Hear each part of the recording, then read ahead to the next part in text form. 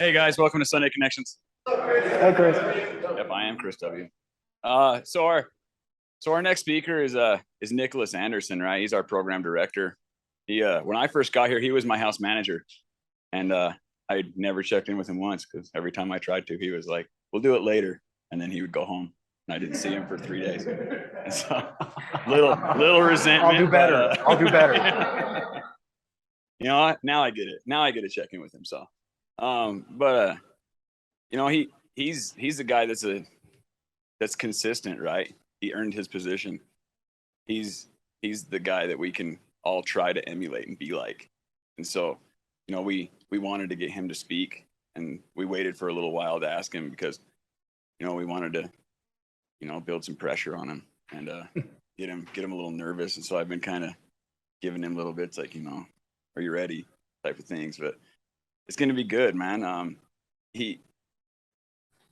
He's great, right? He's the guy that we all, you know, that we want to be like, that we look at and we look for advice, and we can go with anything, with anything. And so I'm excited for this talk. I don't know a lot about Nicholas, in all honesty. You know, I was telling him earlier, I was like, I don't know what to do for your introduction because I don't know you on that personal level,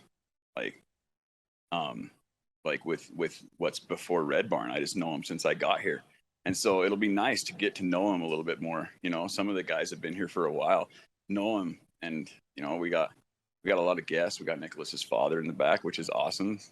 Welcome. And so it's going to be cool, man. I'm just excited for everybody to get to hear this. And so I'll just let Nicholas do the talking, guys.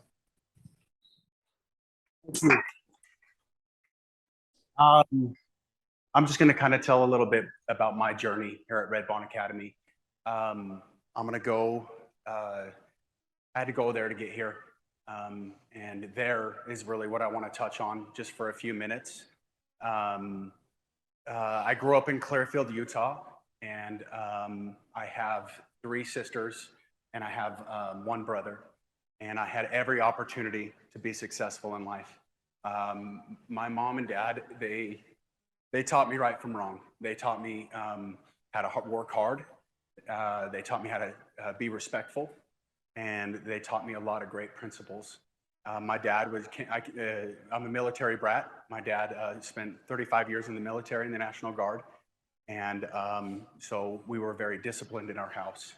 But for me, at a young age, I feel for you, Dad. You know, all the things that I put you through must have been pretty frustrating. But because I was very, what do you call it? I was just a delinquent since I was a kid.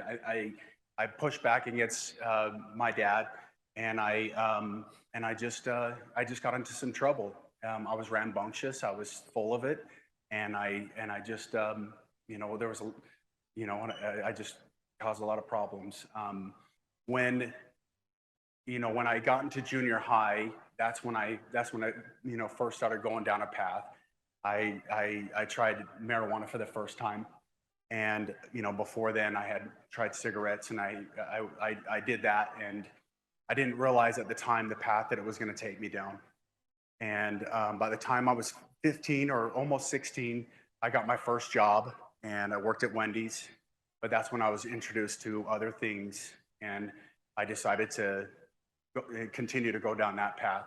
I tried meth for the first time when I was 15 years old, and then I did that, and then I was like a C average in school, but it was really my junior year is when I really started causing some problems. I thought the rules didn't apply to me. I thought I could just do whatever I wanted, and there was no consequence. And I one day I went to go to lunch, and the school cop was parked behind my car, and he was sitting there, and he told me he was going to tow my car away. And again, thinking that the rules don't apply to me, I started to talk crap to him, and then I got myself arrested at school, and then I got expelled. One thing about me is I took football seriously, and I was pretty good at football. My brother played football. That was the thing that kept me grounded in my life. And then my junior year, when I got kicked out of school, they weren't going to let me play football. I showed up to spring training, and the coach told me, says, "You can just go ahead and go home. You're not eligible." But I continued to show up. I continued to go. Everyone else got their football pads, and I didn't. But I kept showing up. I kept showing up, and no matter what, I was going to do whatever it took to get eligible for the team. I was doing packets with my dad, and he helped me through that a lot. I was going to 3 to 6. I was doing everything that I could to get caught up, but my GPA just wasn't quite there. So we had to have a meeting. The school coach and a few others had to get together and decide, whether they were going to let me play football. And I got to do that my senior year, which I was really happy about, because it was really my life. It was really something that I prided myself on. It was the thing that kept me grounded, and I was eligible. So that was a huge accomplishment for me. And then after my senior year of football, I went down the same path. I continued to hang out with the wrong friends. I continued to make bad decisions, and I went, use drugs and alcohol and do what I want. But I did manage to graduate high school. Thank you to my dad for helping me. He said, "No matter what, we're going to get you graduated. I don't care what we have to do." So I got graduated, and then shortly after, my dad was working at Camp Williams in Riverton, and my mom had a job in Salt Lake. So we moved from they moved from Clearfield to West Jordan, and then me and my brother decided to get a place. I was working at America Online. I was making decent money, but for me and my behaviors, getting my own place wasn't the best idea. And I did get fair warning from my parents that I shouldn't do that. But I decided again to do what I wanted, and went there, and continued down that path. It didn't last very long, because even though I was making money, I was using all of that money for the wrong things.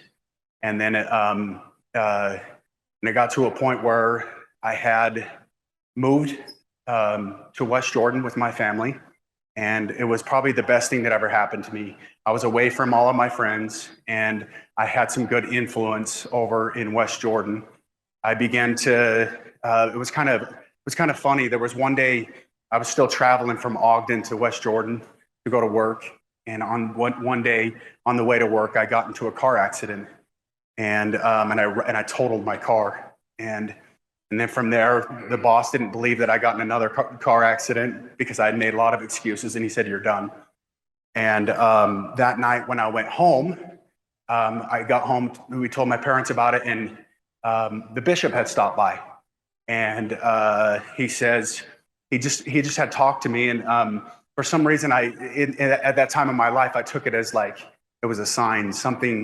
Something happened. I felt that I needed to engage that, and I did. And I began meeting with my bishop. I began to get on a good path, and I eventually I decided to go on a mission for the church. And then we were all sitting there, me and my family. We opened up my mission call, and I got a call to the Singapore mission. And the Singapore mission includes Singapore, East and West Malaysia, Sri Lanka, Pakistan, and Bangladesh. And I was like, and I saw on there, it says English speaking. I'm like, is there like a typo or something? Because, it's in Southeast Asia, but come to find out it's settled by the British during World War II. And then I went there, and I served most of my time. I served 9 months in Kuala Lumpur. I served 9 months in East Malaysia, which is a place called Kuching, Sarawak, and that's where I fell in love on my mission. I got lost there. I really loved it.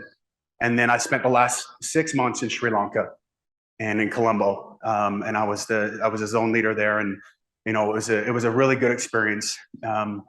I came home and did what most missionaries do. I got married. I got married pretty fast. And that, another thing in my life that I didn't think through. I was really in love with the idea of being responsible. I wanted to get the kudos. I wanted people to see me as successful. And so I jumped into it way too fast. And it just wasn't right. And so shortly after that, I began drinking, which led to the use of cocaine, and then right back to using meth. Only this time I used it a little bit different, and it was once I began to use it by IV, it really changed. It changed everything about myself. I became this moral center that we all try and find and get. I was lost in there. But I was always taught the difference between right and wrong. And so therefore I had this guilt inside of me that I knew that I was doing something wrong. I knew that I was going against the things that I was taught. I knew I was, and my family continued to love me and try their hardest with me. And I just took that. I took that and I used that for my advantage. I took advantage of their love for me, and I continued to hurt people in my life. My sister, she moved to Boise, Idaho, and they all got in cahoots, and they says, let's get Nick over to Boise, see if we can help him out there. And somehow my oldest sister, Tara, she manipulated me into packing up my truck and just going there for a visit.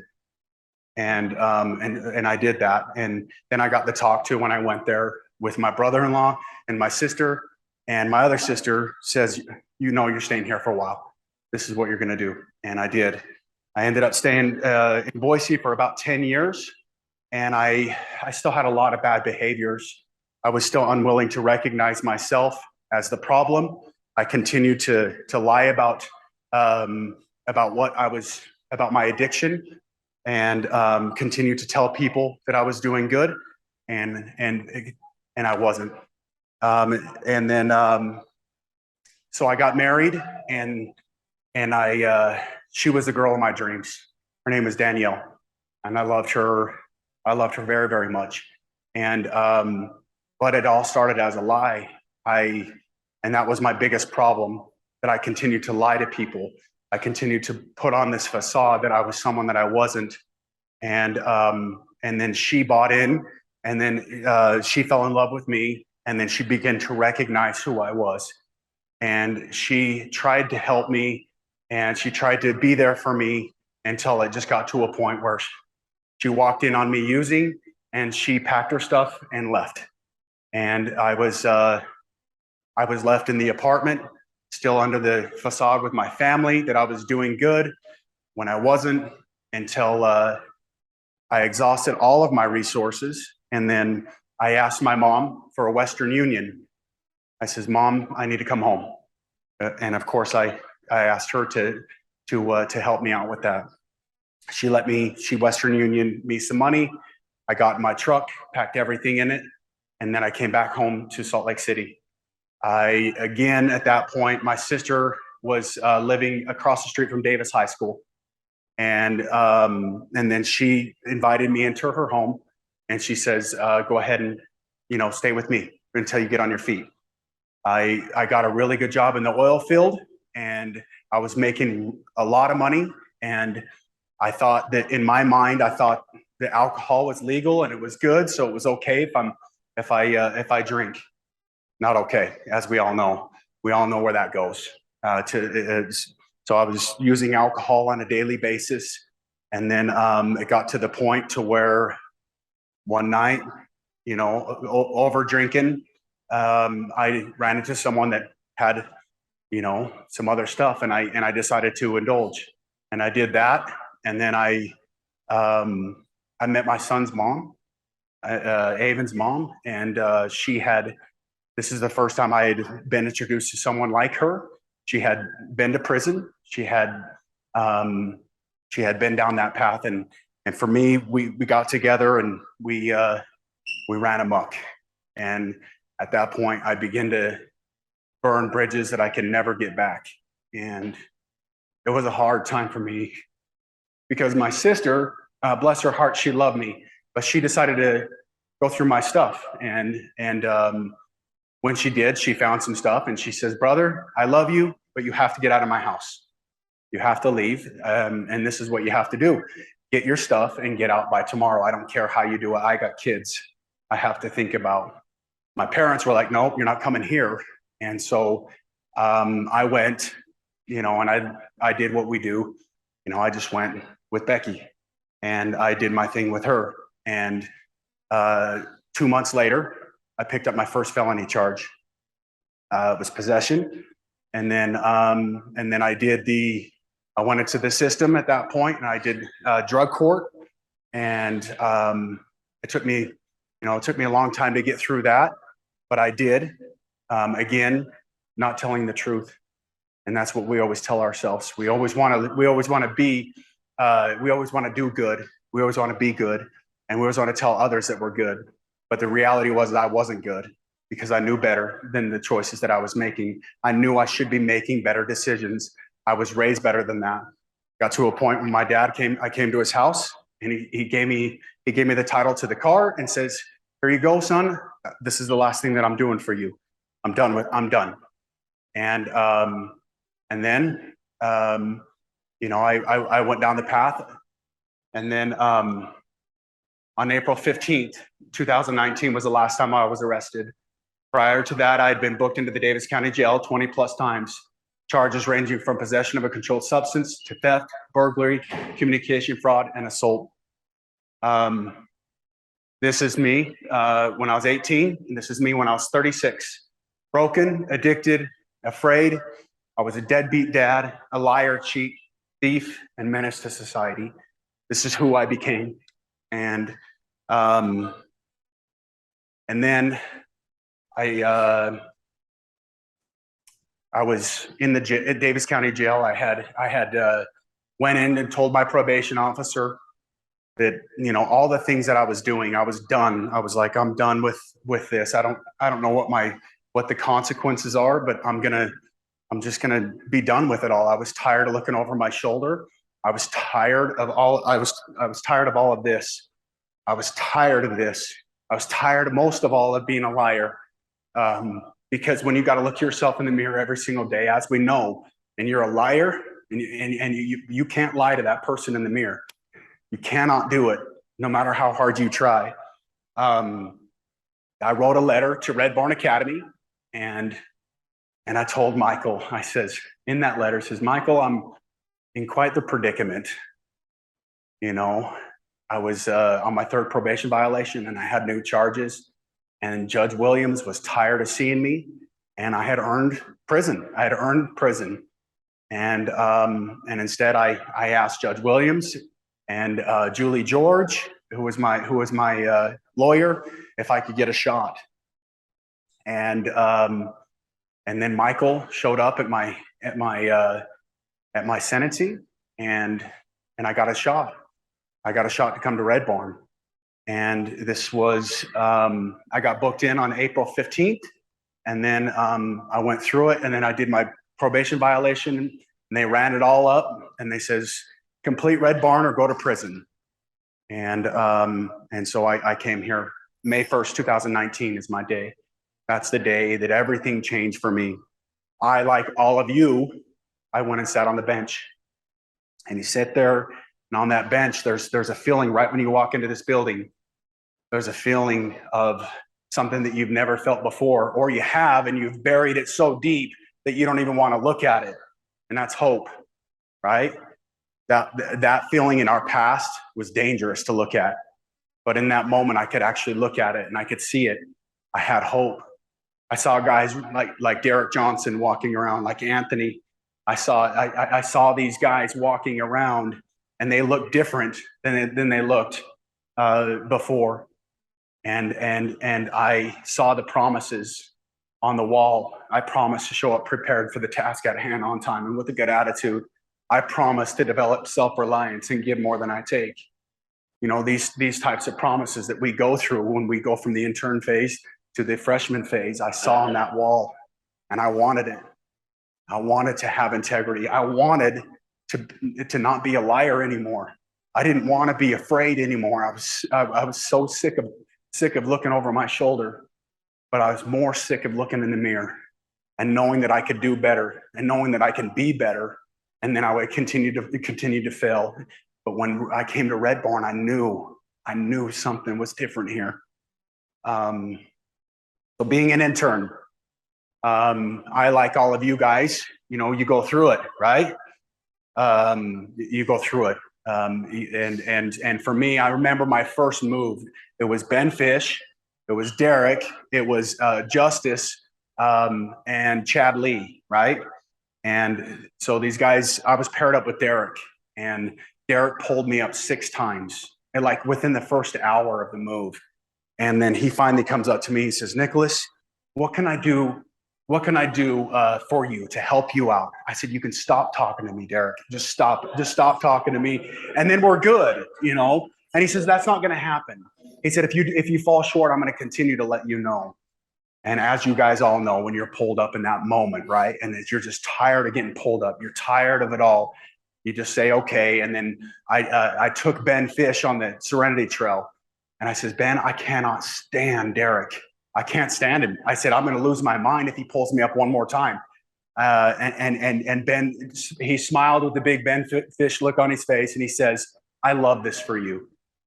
And I'm like, why? Why this? I said, "This is not fun." I said, "Send me to Hughes." I said, "I'll go to Hughes. I don't want to go on a move again." And sure enough, he kept sending me on moves. We're going back and forth. Hughes was another enterprise that we ran when we first got here. But some of these things that we were able to experience, this is the connection piece. But after I got through my first couple of games, I realized that I was falling in love with this place. Just like Jason Webb told me to do when I complained to him. He says, look up, you know, and I did, and I fell in love with this place. And when I was an intern, being a mover was that this was what I did my entire stay here. I went from, you know, just following direction, doing what I'm told, to becoming a crew lead, and then from there, you know, we continued to just do it. And from there, I went into the office, and Richard Hayes was my trainer, and he taught me a lot about, you know, I got another story for you. Derek, he took me on a little walk, and he says, "Nicholas, you just want to hump boxes your entire stay? You want to do something different?" I says, "I don't know. You know, I haven't thought about it." He said, "You should start thinking about your future and think about what you want to do." And I had a conversation with Ben Fish, and he brought me in the office, and I was thinking like this, it was like this upgrade, right? But so I go there, and I feel like an intern again, all over again, sitting with, I'm all of a sudden the little brother again in the room, and you're getting pulled up again. Robert, you know how it is. You know, you go in there, you guys know how it is when you switch jobs, and all of a sudden you're the little brother again. You're like, I just want to go be crew lead again, where I get to make the decisions. But it taught me a lot. I went from there, and I was I was a mover the entire time. I became the clerk, and then when Richard had left, I got the opportunity to be the movie manager, and that was awesome to be able to just to work with the movers, work with everyone, and do that. And that was my stay. Some of these pictures are invaluable. I love that one with W. I didn't know he had that in his hand.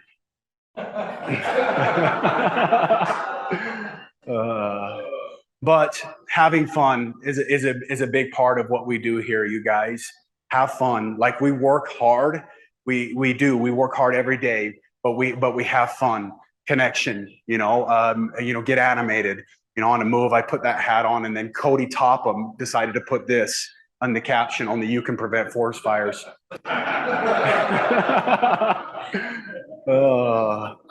I also learned friendship, and that was a big one for me, because my whole life I had never had a real friend.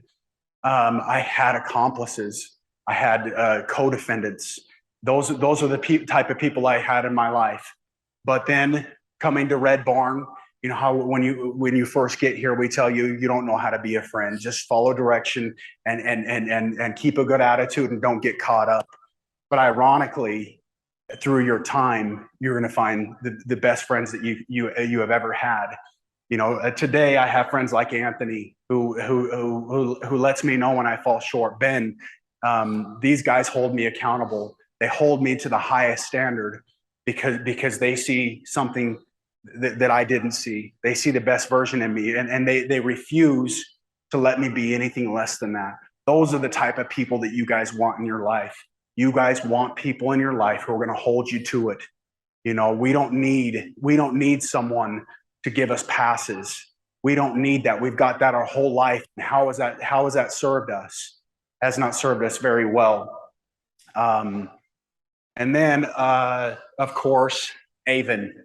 You guys all know him. This particular time was this was the very first kids' day that we had ever had, and they made an exception for me because, as you see, I'm in a blue shirt. But I was just becoming I think that within 2 weeks I became a senior resident. But this was the day that I got to see Avon for the first time, and there was no feeling really like it. And you know, I was this picture right here, his cheek against my cheek, and then just realizing that whole time was worth it. The sacrifice is worth it, and that's what you guys get in your life. You guys get to have all of those things that you tore apart, all of those things that you messed up, all of those things that you thought that you would never get. You get to get again, I promise, and more. Because you can look in the mirror, and what reflects back at you is something that you like. It's something like, sometimes I got to pinch myself, you guys. I'm serious. I'm like, who is this person that I'm becoming? You know, I have my dad back, and he's here today. And there was a time where I never thought that I would get him back in my life. I never thought that would happen. There was a time that my sister had told me, I'm done with you forever. I'm never going to speak to you again. And today she's one of my best friends. I'm still working on it. You know, I'm still working on those relationships, but consistency, where's Kenneth at? Consistency over time equals trust. And that's what we got to do. We got to be consistent and every day just show up. Every day, Justin, you smile. Even when you don't want to put a smile on your face, even when you're 28 days into a contract expecting to get off today and then you don't. And then you win because you're like, I'm not going to give him a frown. I'm not going to give them a frown. I'm going to get up. I'm going to do what I got to do because I am worth it. And you guys you're worth it. You're worth much more than you were in your past. Think about those behaviors that we hang on to, right? Those I'm not going to tell on anybody. I'm not going to do that. How has any of that ever served you in your life? Ever? It hasn't. So we're asking you to do something different. We're asking you to hold your brother accountable because you care about him, because you care if he gets hurt. You care if he's happy. You care if he's successful. You care if he gets to have this in his life. Because when you watch this for others, and there's other students here, there's Tyler, there's Derek, and there's others, and then Anthony and Everly. I mean, when you get to witness this, Logan, you and your boys, I love to see that, you know, and you get to feel like, you know what, I was a part of that with Logan. I was a part of that with Anthony, and that's what you guys get to do.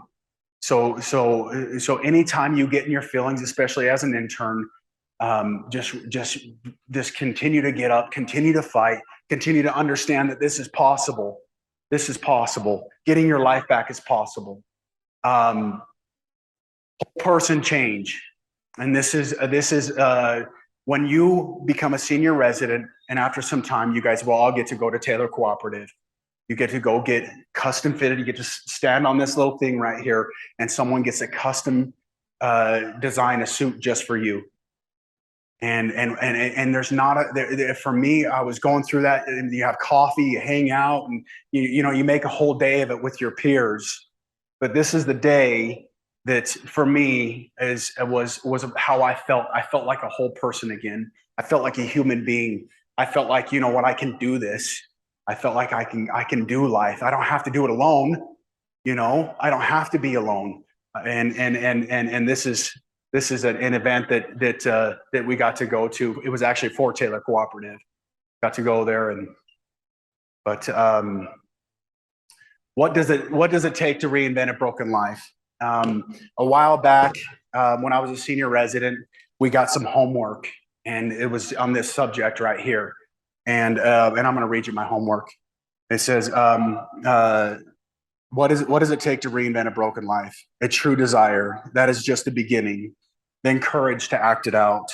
Then when you fail forward. You get back up. You dust yourself off and say, what's next? Then you fail again and again. But the key really is to never cave.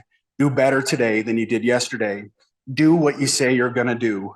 Surround yourself with those you look up to and those that let you know when you can do better. Be about it. And then when you figuratively get punched in the mouth, get back up and you do better. Be the best that you can be. Have determination toward that goal. Understand that you are the problem. And if I can understand that I'm the problem, then I can get myself to the solution. Let's see. With the help of my brothers, let us do it together. I was broken, but now I am not. And you guys all know when you come in here, that feeling of being broken, of being lost, being afraid, and then understanding. You all get to the point in your program where you understand that that you're not broken anymore. That you can do it. That you don't have to be held back anymore. And I'm just asking every single one of you that if you don't trust the process, please do.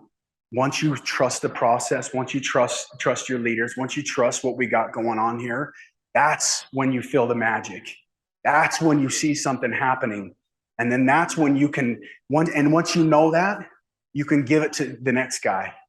And then once you watch him succeed, there is not a better feeling than when you look at an individual and you watch them succeed and you watch them doing it.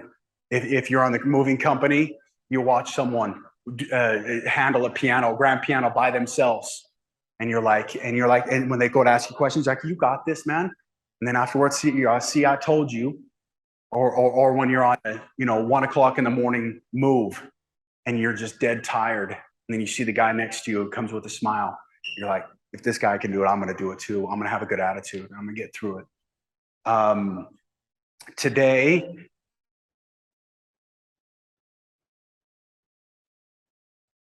I have my family.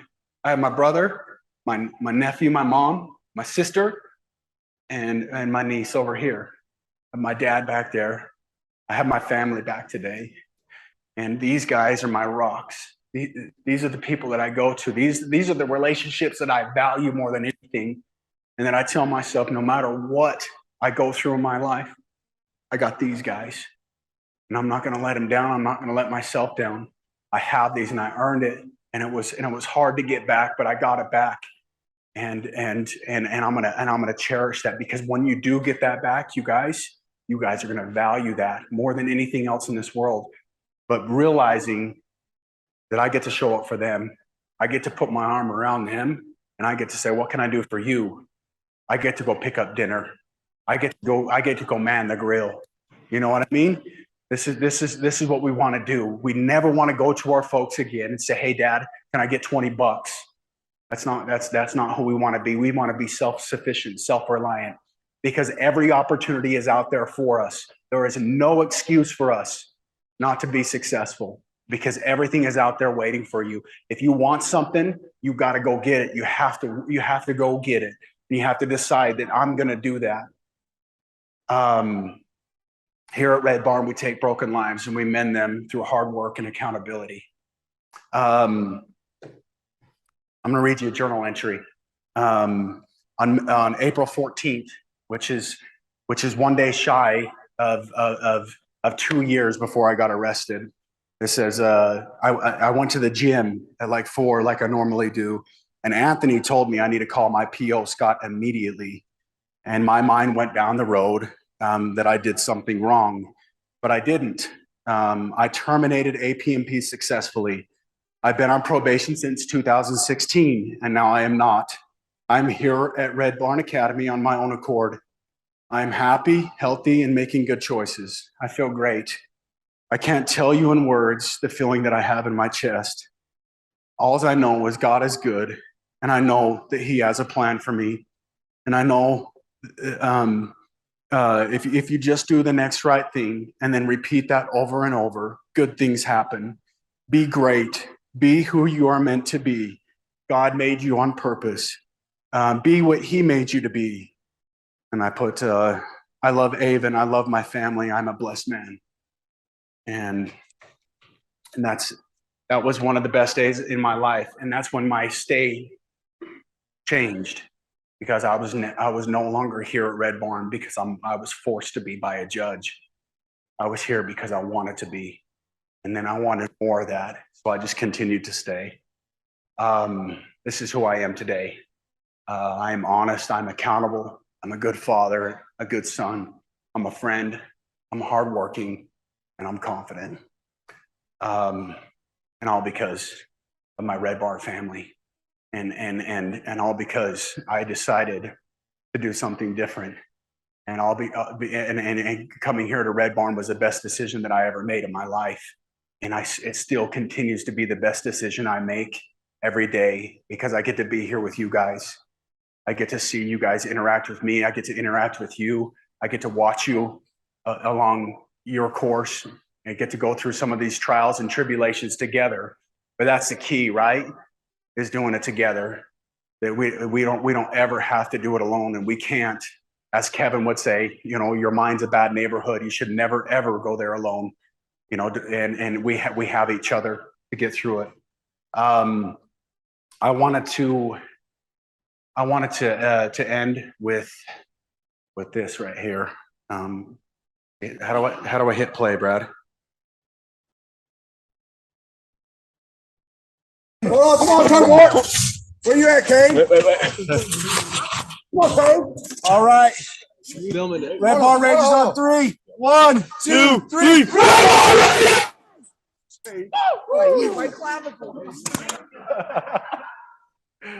And that was a move for Tula Health, and it got late, but everyone got on it, and we walked those stairs. But that's camaraderie. That's how we do it. That's how we do it here at Red Barn, all together. And no matter what, we will get through it.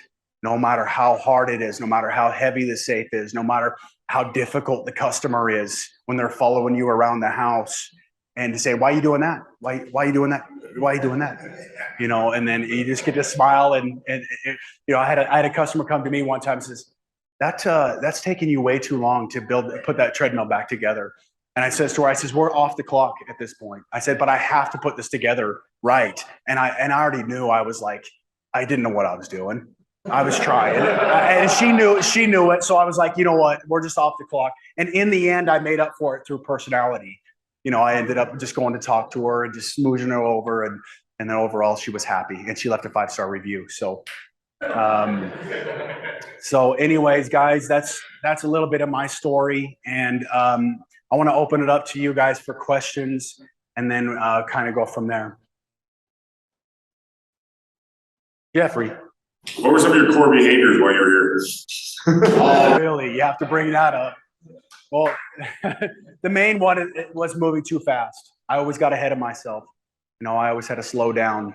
And I remember one time I was on community service, and I was just zipping around and folding pads. And Michael walks by and says, "Nicholas," he says, I looked up at him. He says, "You can do your community service one of two ways. You can look up and enjoy it, or you can not enjoy it and still do community service."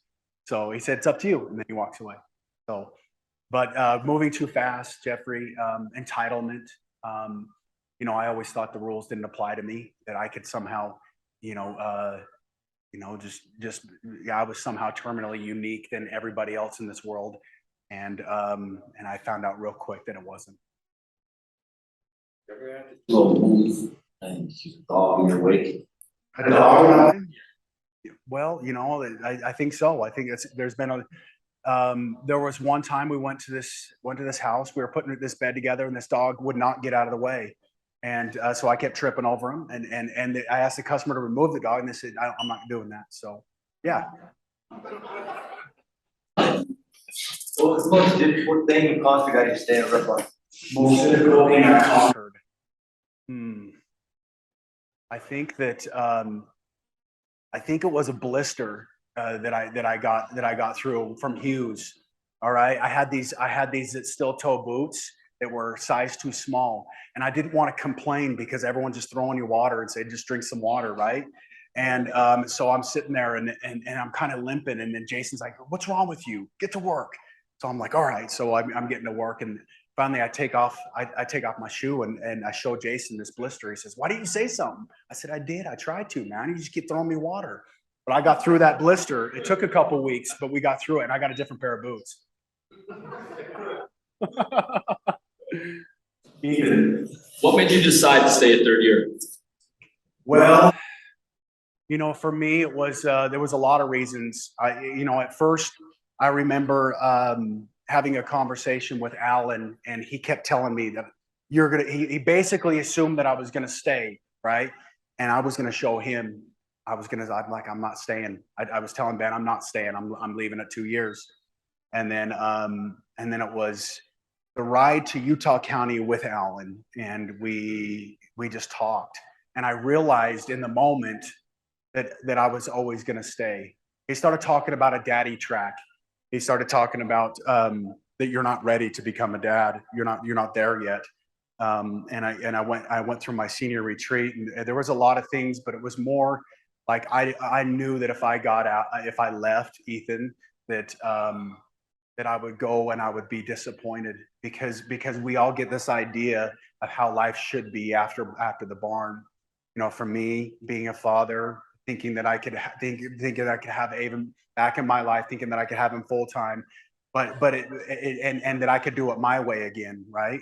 But when I started going back into his life, it was asking permission. I had to learn how to ask permission, and I had to learn to be okay with no, and be okay with no, I don't trust you yet, and to deal with that. So that's why I decided to stay. I wanted to become the best dad that I could be, but it was also I was also to give back. I felt like I could help some guys, and it was always, if I left, it would have been just because, in spite of Alan, and I wasn't going to leave for that reason. So I was going to stay for the reasons I needed to stay. Michael, where is Nicholas Andersen going to be in 5 years?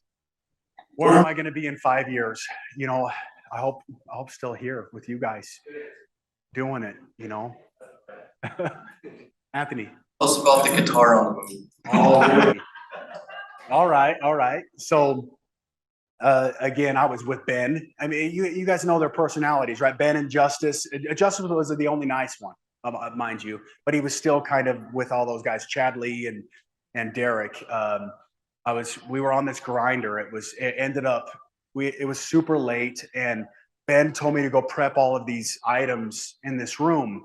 And like, all I have is bubble wrap and hand wrap, and I don't know what I'm doing.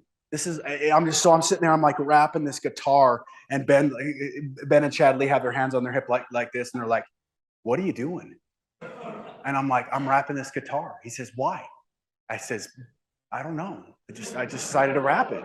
And then he's like, "Well, it doesn't need to be wrapped. You're taking way too long." So I take the wrapping off, right? And then they come back and say, "Why did you unwrap it?" I said, "I didn't think you wanted me to wrap." He's all, and he just walks away. And I'm like, "Okay, I'm getting the game for sure. I'm getting hours and all of that." So, Toppy. What was one of the hardest games you've had here? How'd you get through it?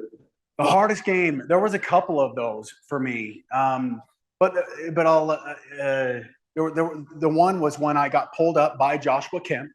I was I was in a neighborhood off of, it was actually by my parents' house off of Wellington. It was in the middle of the day. No one was there. And so you hear my justifications.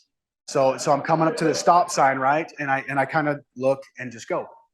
And Joshua looks at me. He put his hands on his head like this. And he says, "You just blew through that stop sign, bro." And I says, "Okay, thank you." And then he says, "Dude, you could have killed someone." I said, "Joshua, there was no one there. I couldn't have killed anybody." He said, "But if there was someone there, you could have." He's like, "You should just say okay." And I'm like, and I says, all right, okay, Joshua. And then he keeps at it. I'm all, "Joshua, I understand that this is a pull up, okay? I ran that stop sign. Thank you for letting me know that." He says, "Okay." And then I get home and I see Ben. He's playing pickleball. I said, "Ben, just so you know, I ran through a stop sign." And I just kept walking. And then me and Cody, you know how I have the pregame walk up on Red Barn Lane where everyone's talking. And I grab Cody and I'm talking with him and I don't pass him the information because in my mind, I'm like, I already passed my info to Ben, right? And then lo and behold, Cody brings the game to me. He says, "Dude, I can't believe you didn't pass the information." He said, "What, do you think I wasn't going to find out?" And I says, "No, I knew you were going to find out, Cody, because I told Ben." And he says, "But you needed to tell me because I'm your tribe leader." And I was missing the point altogether, pushing back. And I'm sitting there and Cody, he gives me 12 hours. He gives me 6 hours for running the stop sign, 6 hours for not passing information. And then I'm sitting there in deliberation and I'm the tribe leader at the time, right? I have my arms folded and I'm sitting there and he's like, "You get 6 hours for having a bad attitude too." So I ended up with 18 hours now. And I got the game, not only that game, I got it the next game as well. So that was a tough one. Another one was when, let's see here, Derek was bringing the game to me for something. I don't even remember what it was, but I just ended up, I don't know why he was just irritating me. And I ended up saying something very vulgar and inappropriate to say right now, but I told him that in front of the whole house. And then I realized then Rob laid into me and everyone else laid into me. And I think I ended up with another 18. I think I only got 18 hours at a time, it seems like, because I was a repeat offender. So there you go. Charles. What was the most accomplished,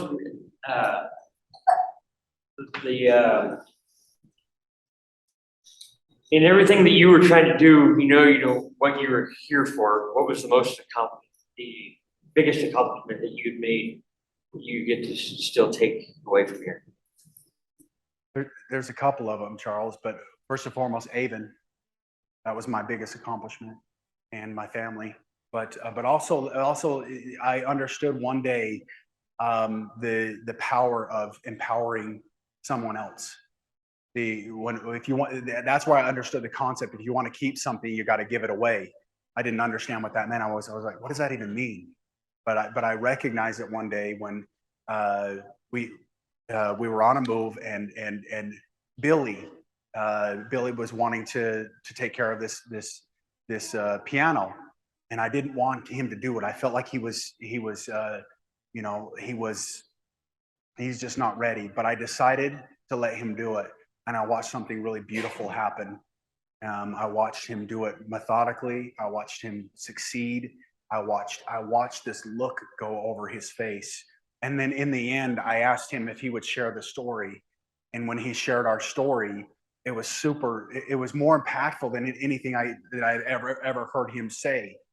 So it was like I empowered him to do something, and then it gave him the confidence to be able to share our story. And that lady was in tears, and she said, "I never would have thought," and in that moment, I think I even was able to go to dinner and let Billy know in front of everybody in the house how good he did. That look on his face was invaluable to me. Mario. I got two questions. My first question is, what do you do to balance work and life? And then what do you do for self-care, man? To balance work and life, that's tough. That's, because work is my life. But I think, just trying to, for me, I'll go to my parents' house. I'll hang out with them for the evening. I'll grab Avon. I'll go hang out with my sister. Sometimes Ben will tell me, "You're going to Moab with me," and I go, because I have good friends in my life. They can recognize when I need to take a break, and they let me know. What was your other question? For self-care. Self-care. I like hot works. I like to go to yoga sometimes. I like to run. And I like to go to the gym a few days a week with Anthony. I love pedicures too. Yeah, me and Logan. Let's hear it. I actually don't get to say this enough to you, Nicholas, but for my program, you were one of my mentors in your passion and your hard work. And even though we moved too fast on the stairs, you pulled me along a lot of the time. And you saved my life. I appreciate you every day for that, and I don't get to say that enough to you. Thank you. I love that. Is there a question over here? I have a question for you and the staff and most of the guys. Why do you guys paint your toenails? Why do we paint our toenails? Hey, that's a great question, and I have an answer for you. Because our feet, your feet, they take you along, and every single walk of your life, that's where they take you. And we spend a lot of our time abusing our feet, so we got to take care of our feet. And that's it. You got to make them look nice. Some people paint them, some people take care, but take care of your feet, every single one of you. Okay. Did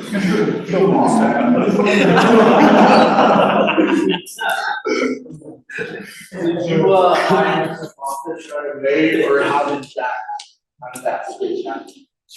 Okay, that's a great answer. My act as if was on point, but I always got the game for I'm just waiting. I'm waiting for that guy to poke his head out and for us to see the real Nicholas. Because as we say to others, you didn't get here, by making all the right choices. And it was through those behaviors that I had to work through I wrecked the truck a couple of times. I got called out many times for moving too fast, and it used to offend me so bad, Kay. When someone would, I remember when Rob pulled me up one day for moving too fast because I hit him in the face with a box twice, and then I slammed the door, and I was so upset with Rob. But I didn't realize when later on that those types of things really helped me to be able to think, because that's impulsive. If I can just think and just take a step back and be okay with some stuff.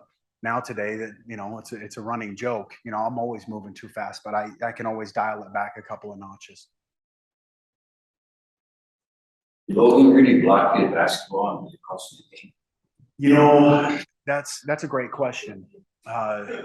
It's true. He did block me. Okay. But I'm not a very good basketball player, but he hurt his knee in the process. I felt bad about it. So,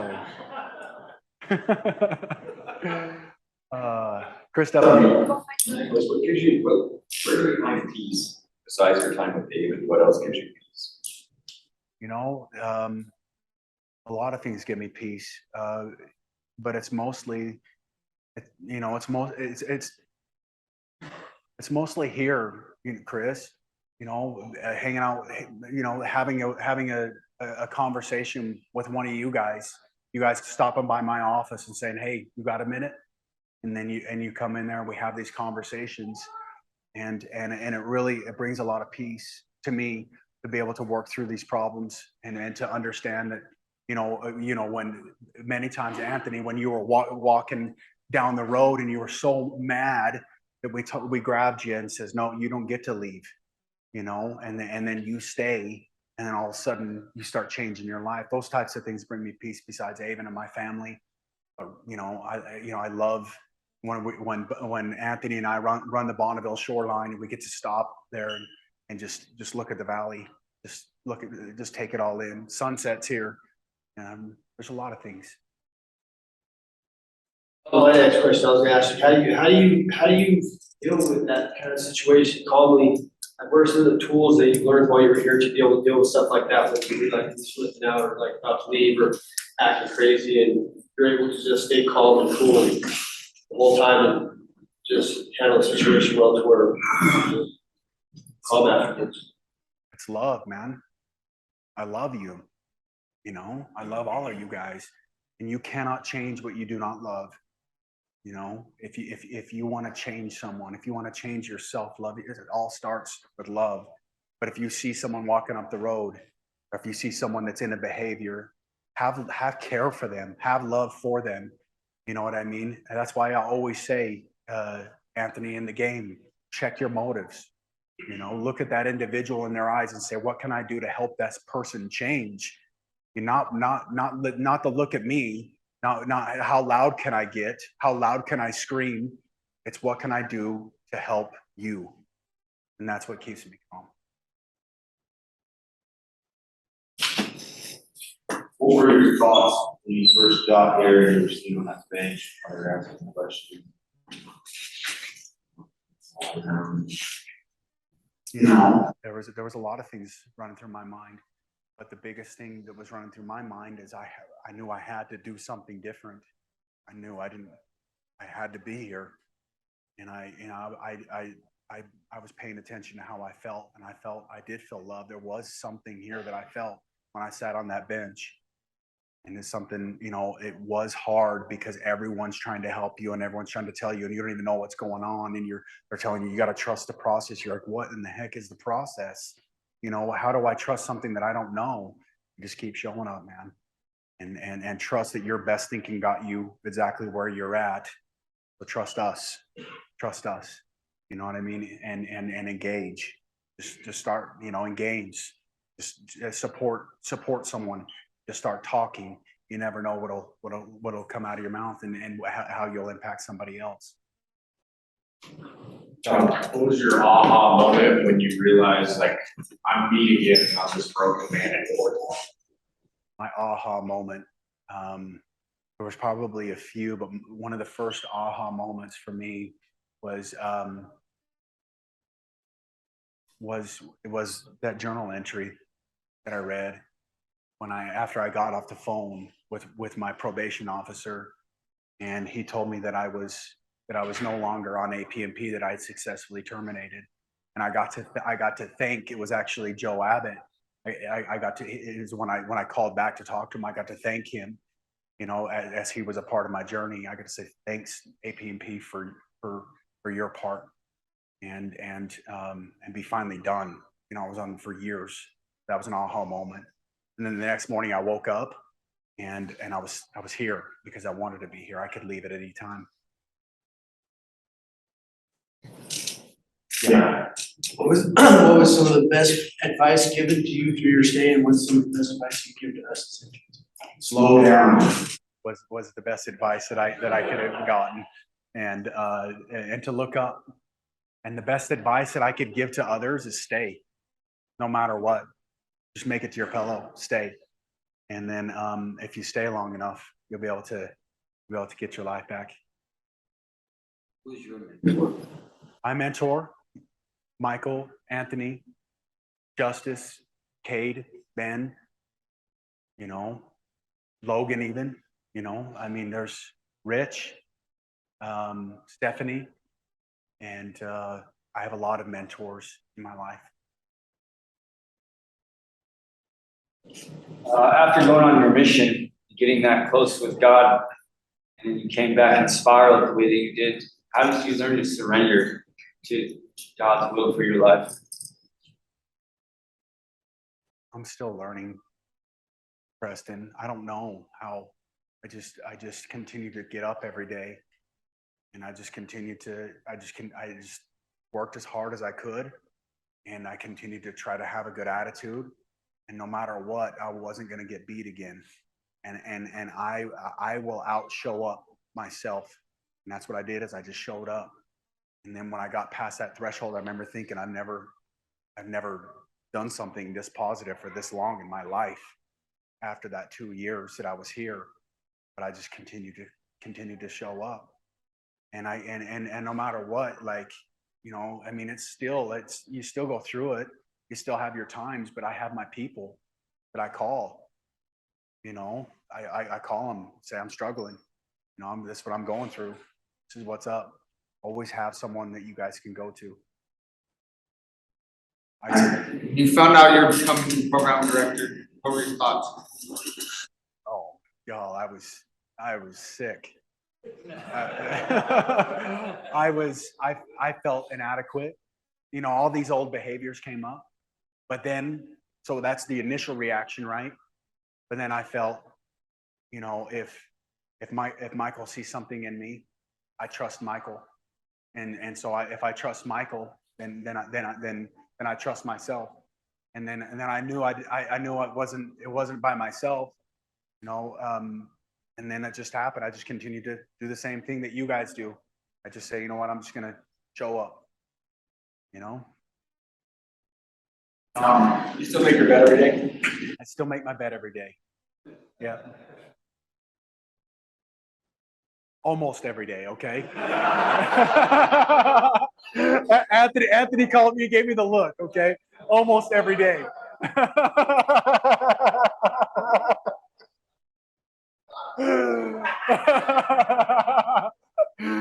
Oh.